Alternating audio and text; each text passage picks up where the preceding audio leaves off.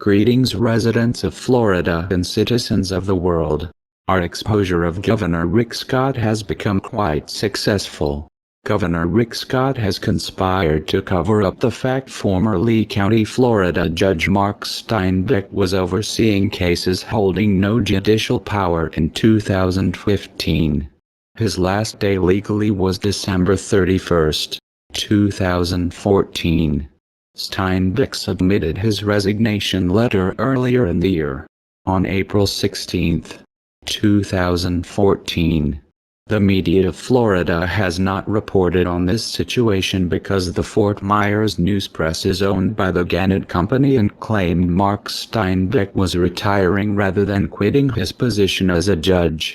Anonymous has great knowledge of Steinbeck's corruption in the 20th Circuit Courts of Lee County, Florida.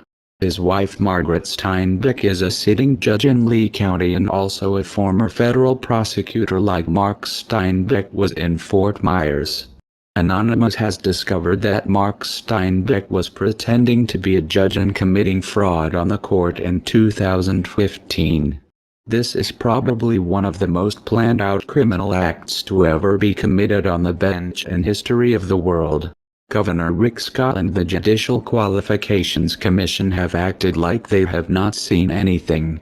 Anonymous questions how the state of Florida pays a resigned judge legally. We also question how someone could get a fair appeal if found guilty. He held no judicial power of any kind.